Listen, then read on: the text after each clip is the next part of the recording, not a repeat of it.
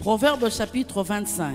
Voici encore des proverbes de Salomon, recueillis par les gens d'Ézéchias, roi de Juda.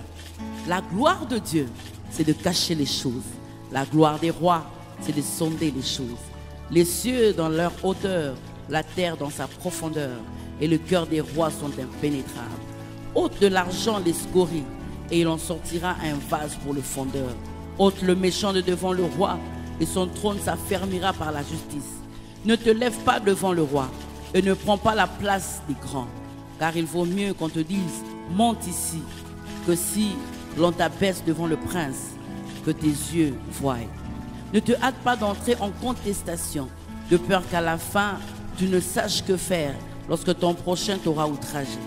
Défends ta cause contre ton prochain, mais ne révèle pas le secret d'un autre, de peur qu'en l'apprenant, il ne te couvre de honte et que ta mauvaise renommée ne se fasse pas.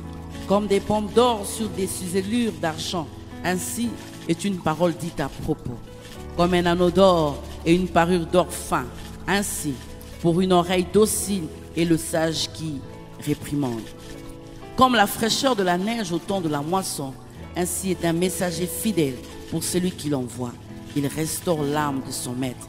Comme des nuages et du vent sans pluie, ainsi est un homme se glorifiant à tort de ses libéralités.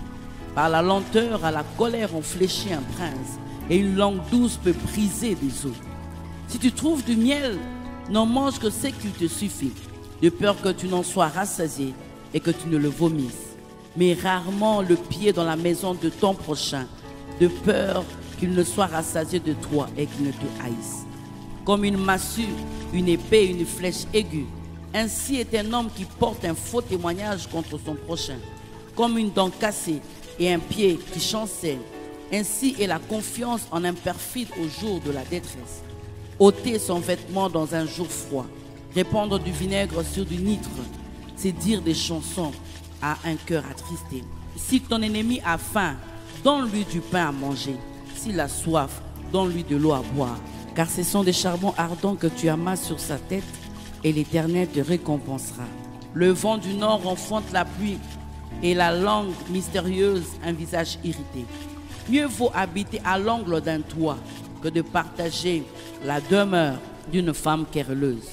Comme de l'eau fraîche pour une personne fatiguée, ainsi est une bonne nouvelle venant d'une terre lointaine.